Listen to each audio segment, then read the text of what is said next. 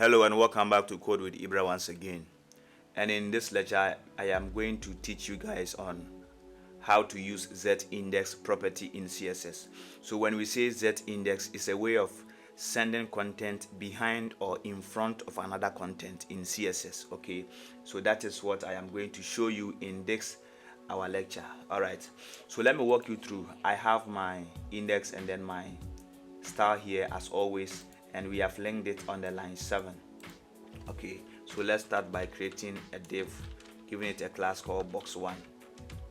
We are going to have so many boxes, so this is the box1.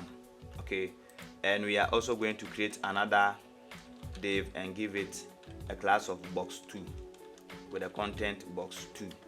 Okay, so let me go to the browser and refresh. This is what we have. We have the box1 and then the box2. So let's give it some styles. So I come here, I select the box1. I always say this because it's a class, you have to prefix it with a dot. So we give the box1 a weight of, no, we're doing this, we are going to do a whole lot.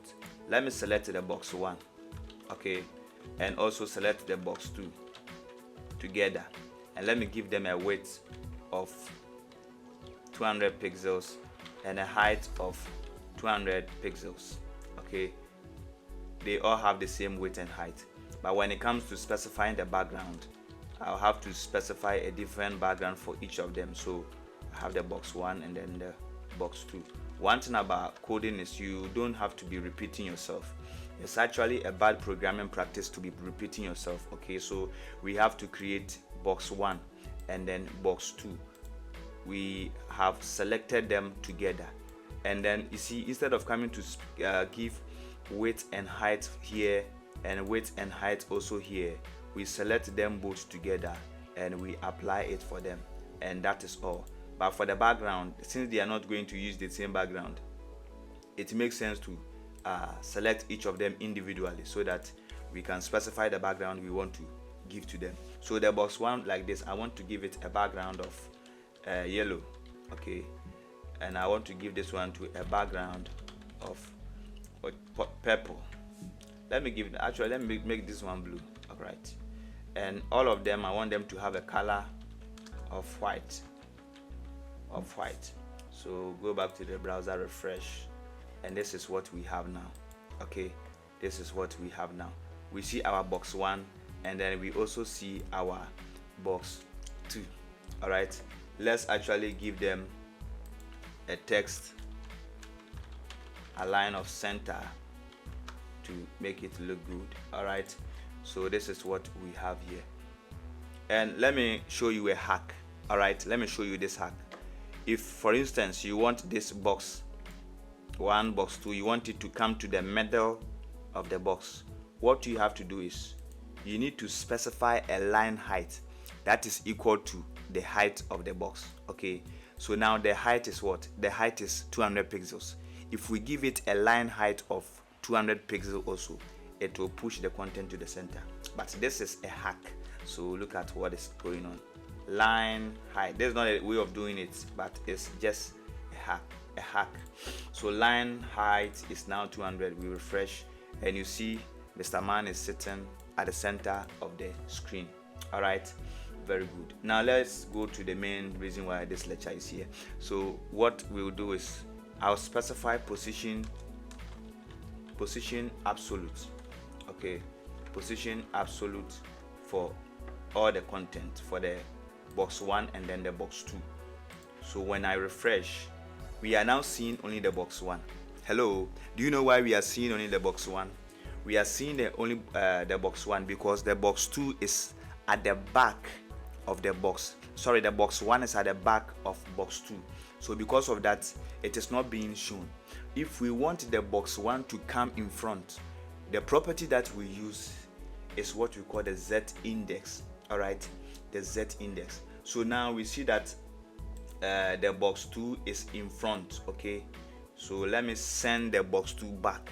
When I send the box2 back, the box1 will come front. So we come and specify Z-index. Okay, and the value that comes here is a number. Okay, a number, negative or positive, you have to specify them here. So I give it a z index of -1. One thing about z index is when you specify z index, negatives will send the element backwards, okay, but that is not always true. The element that has higher z index number, okay, the element that has higher z index number, that is the element that will come to the front, but the one that has less will go to the back. By default they have z index of 0, okay, so this one 0, this one 0. Now I have given this one negative and this one is still at the 0. So 0 and negative, we see that 0 is higher than what? Than negative. So on that note, when we refresh, it will push the content, the box 2 backwards. Let's look at it.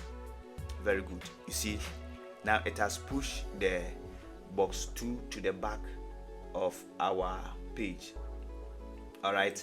If you want to know that what we are saying is true, you can come here. You see, this is box 1, right? Let us come to the box 1 and set the display to none. Hope you understand all these properties because I've taken the time to make lectures on them. If you are new, go back to the lectures and you will find everything there. All right, let's refresh. So you see, once we hide the box 1, now the box 2 has been this is now visible, meaning it was not off, it was just at the back. All right, so that is how the z index property works. So I will come here and I will specify z index of 1, and this one I also give it z index of 0. Okay, 0 and 1, which one is the greater? You see, 1 is always greater than 0, so that means the 1 will come in front and then the 0 will go back. So refresh and we see the box 1 visible. Okay, you can give it any value, like this one will be 100 and this one will be 99, still the same. 100 is greater than 99, so the box 1 will still be visible. All right, that is all about the z index. You can also come here and give this one 101. When you set it to 101, the box 2 will be visible because 101 is greater than 100. Okay, but if you decide to give them all the same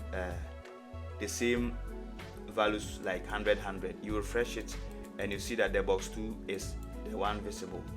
If you give all of them the same z index value, or you refuse to even introduce the z index property at all, what will happen is it will come here and this one is first element, this one is second element. So simply the second element will override this one. The one that comes last will take over the first element, will cover it up. All right, so that is what you are seeing on the screen. So the moment we refuse to specify z index for them, they get to do it by them. The element will do it by themselves.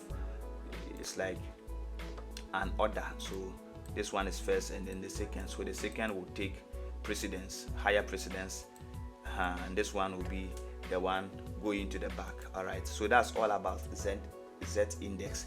Thank you so much for your time, and thank you for.